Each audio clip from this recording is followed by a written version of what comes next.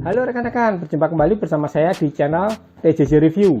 Di samping saya sudah ada sebuah koper warna hitam, ada tulisannya Miltank. Ini adalah sebuah bor cordless dan ini versinya murah.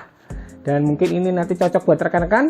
Langsung saja kita akan cek, kita akan unboxing, kita akan coba dan kita nanti akan review. Langsung saja kita mulai video kali ini rekan-rekan untuk mencoba bor cordless dari Miltank SH216. Baiklah rekan-rekan, ini adalah koper dari power tool yang akan kita bahas kali ini, mereknya Miltank. Untuk kopernya ini sepertinya bahannya dari plastik ya rekan-rekan, ya standar saja, tidak terlalu besar dan ada penguncinya di bagian atas. Kita langsung buka saja, ada satu di kanan, satu di kiri. Kita langsung buka kopernya. Oh, ternyata ada beberapa aksesoris tambahannya ya rekan-rekan ya. Oke, kita akan cek satu persatu. Yang pertama dari buku-buku, ini hanya ada buku manual instruksi dalam bahasa Inggris, tidak disertakan untuk kartu garansinya. Nah, sekarang kita akan bahas untuk aksesoris tambahannya ini ya rekan-rekan ya. Di sini ada satu warnanya oranye, ini adalah flexible rod. Ini nanti kita bisa gunakan untuk menyekrup di bagian-bagian yang susah ya, tempat-tempat yang sempit kita bisa gunakan ini.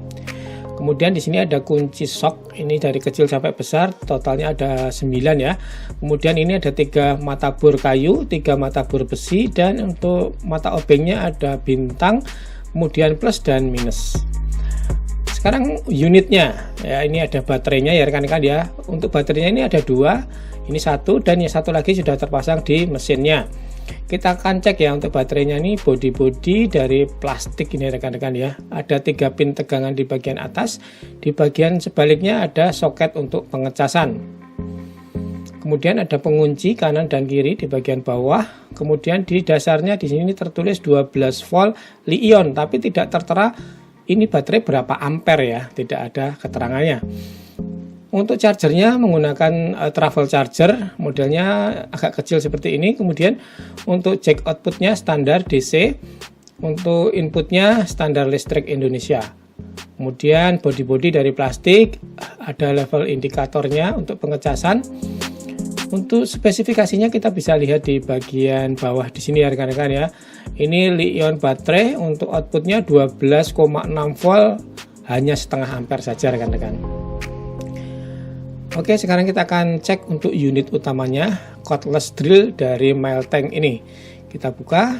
Nah, seperti ini rekan-rekan untuk penampakannya. Secara ergonomis ini nyaman ya di tangan ya, dipegang nyaman, bodi dari plastik. Cuma di sini sayangnya tidak ada rubber grip ya rekan-rekan ya. Jadi saat dipegang terasa biasa saja.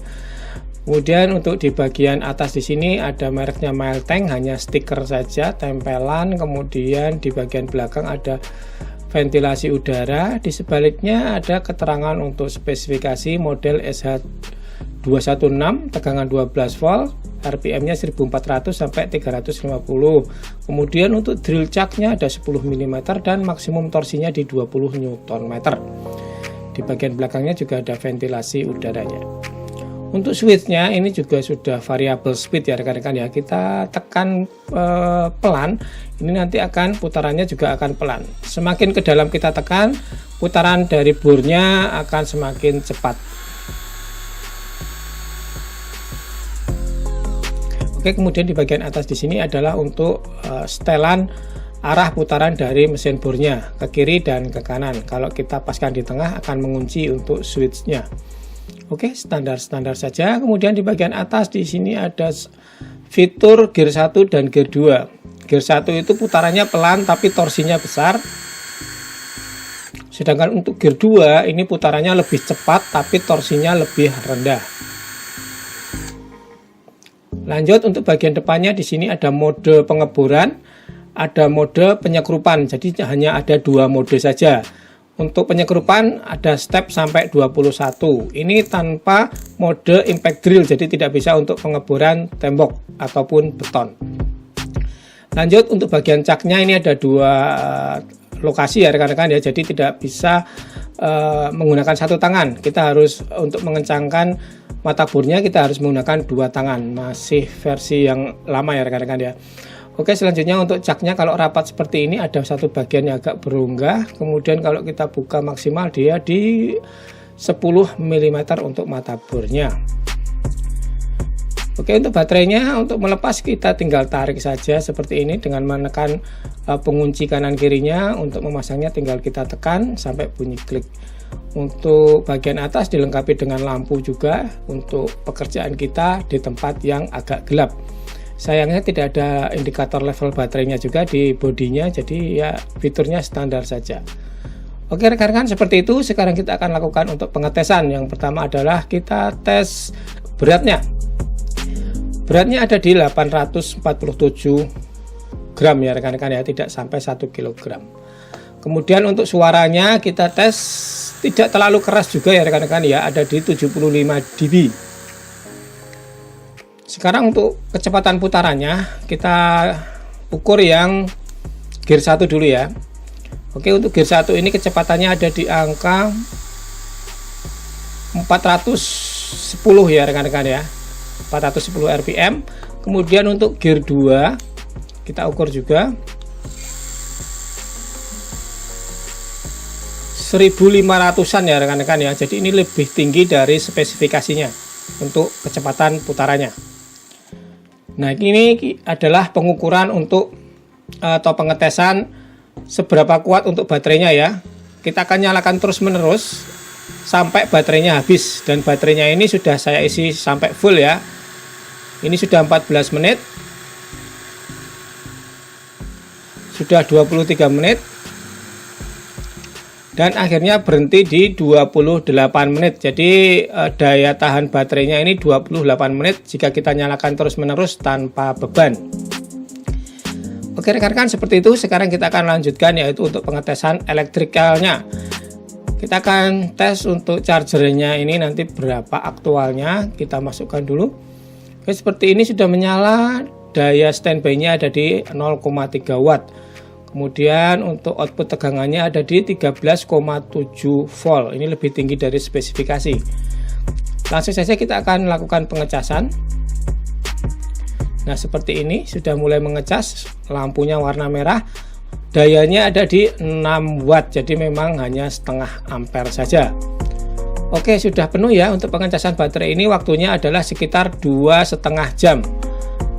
Sekarang untuk baterainya akan kita langsung tes untuk tegangan outputnya. Ada di angka 12,45 ya, jadi masih spesifikasi, masih toleransi dari spesifikasinya. Lanjut, sekarang kita akan lakukan percobaan langsung ya. Papan jati Belanda tebal 1,5 cm. Dan ini menggunakan mata bor 10 mm. Ternyata tidak begitu lancar ya rekan-rekan ya. Ini berhenti. Harus kita ulangi lagi. Kita coba lagi ya. Beberapa kali berhenti di tengah ya rekan-rekan ya. Nah, ini terkunci, tidak kuat untuk memutar. Kita coba lagi. Jadi sering berhenti ya kalau untuk mata bor yang besar. Oke, kita coba menggunakan mata bor yang kecil, apakah sama?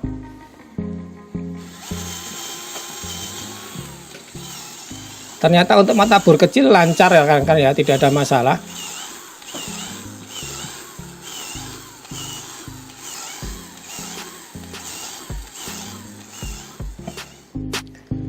Oke, sekarang kita coba yang paling besar ini rekan-rekan ya. Diameternya 25 mm. Ternyata baru masuk sudah tidak kuat ya rekan-rekan ya untuk mesin bornya. Seperti ini. Tidak kuat memutar.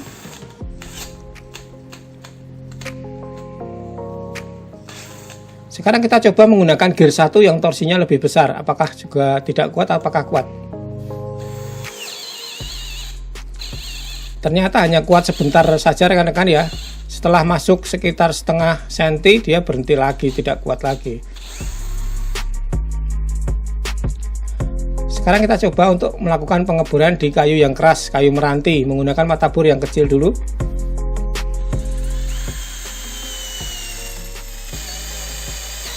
Bisa ya rekan-rekan ya, bisa sampai dalam untuk pengeborannya, cuma semakin dalam nanti putaran motornya itu akan terasa menurun untuk tenaganya.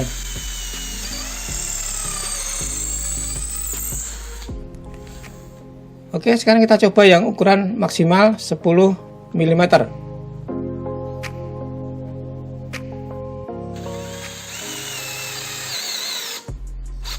Ya, baru dapat sekitar 1 cm sudah macet rekan-rekan ya, berarti tidak kuat ini untuk pengeboran kayu yang keras. Kita coba lagi. Nih, tidak kuat ya rekan-rekan ya. Selanjutnya kita coba untuk menyekrup kayu. Untuk penyekrupan kayu ini lancar, tidak ada masalah ya. Kita tinggal atur saja untuk stopper torsinya. Nah, seperti ini. Untuk penyekrupan lancar jaya, tidak ada masalah.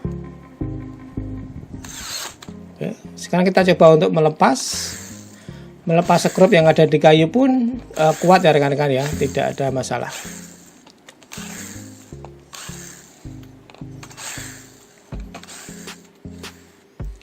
Oke rekan-rekan, sekarang kita coba untuk melakukan pemasangan baut roofing pada kanal C baja ringan.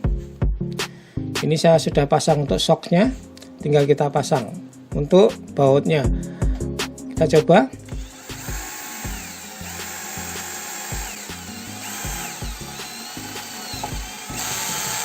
Oke, bisa ya rekan-rekan ya.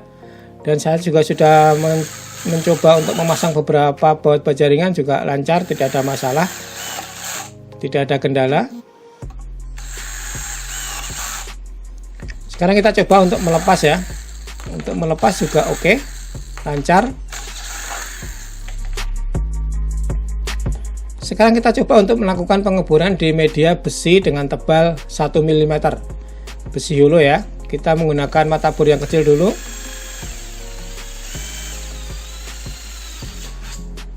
Oke, bisa untuk pengeboran ukuran kecil, lancar. Sekarang saya akan coba menggunakan mata bor pagoda atau step drill. Oke, sudah mulai jalan. Tapi berhenti rekan-rekan ya, tidak kuat untuk ukuran yang besar. Oke, hanya kuat di sekitar diameter 7 dan 8 saja. Setelah kita gunakan agak hangat ya rekan-rekan ya di bagian motornya di sini, tapi tidak terlalu panas. Oke rekan-rekan, sekarang waktunya kesimpulan. Setelah tadi kita melakukan pengetesan mesin bor cordless dari merek Melteng SH16. Dari segi body dan boot quality-nya menurut saya sih standar saja ya rekan-rekan ya. Tidak terlalu istimewa tapi tidak terlalu jelek-jelek juga, jadi sedang. Kemudian yang oke dari Melteng seri ini adalah paket penjualannya ya rekan-rekan ya, disertakan koper dan juga beberapa aksesoris seperti flexible rod, mata bor, kunci shock dan sebagainya. Jadi lebih enak buat kita yang baru mulai untuk hobi. Kemudian dari segi suara juga tergolong tidak terlalu kasar ya rekan-rekan ya, maksudnya masih halus. Terus untuk dari segi baterai, karena memang untuk chargernya cuma setengah ampere, jadi untuk waktu pengecasan itu sekitar 2,5 jam, dan daya tahan baterainya kalau kita on kan terus nonstop tanpa beban itu di sekitar 28 menit. Menurut saya sih masih standar ya untuk daya tahan dari baterai seperti ini. Kekurangannya mungkin di bagian power ya rekan-rekan ya. Power dari bor ini menurut saya sih tidak terlalu besar, jadi digunakan untuk mengebor kayu ataupun besi dengan diameter yang agak besar di atas 7 mm ini akan agak kerepotan ya untuk mesin bor ini. Tapi kalau dengan ukuran yang agak kecil ini masih oke, masih bisa ya untuk mengebor. Lebih cocoknya sih menurut saya mesin bor ini untuk penyekrupan ya rekan-rekan ya, penyekrupan kayu, kemudian pemasangan baja ringan, memasang baut roofing, ini masih oke. Dan tentu saja karena ini enteng, jadi mudah kita bawa kemana-mana, dan untuk naik-naik ke atas atap pasang baja ringan ini menurut saya sih masih oke ya rekan-rekan ya. Kalau harganya ini menurut saya sih murah ya rekan-rekan ya, yaitu Rp270.000 di toko online. Menurut saya sih harga dan kualitas sih sedang ya rekan-rekan ya, cuma memang tenaganya saja yang memang kurang full menurut saya. Kurang lebih seperti itu ya rekan-rekan ya.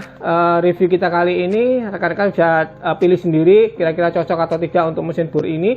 Saya sudah melakukan untuk beberapa percobaan dan pengukuran tadi. Buat rekan-rekan mungkin yang tertarik bisa cek saja untuk info dan link pembeliannya di deskripsi video, nanti rekan-rekan bisa cek saja di sana. Terima kasih buat yang sudah menonton, jangan lupa yang belum subscribe diklik dulu tombol subscribe-nya. Yang suka dengan video ini silahkan klik like, yang tidak suka mau dislike juga tidak apa-apa. Sampai berjumpa di video selanjutnya dari channel TJJ Review. Terima kasih dan tetap semangat.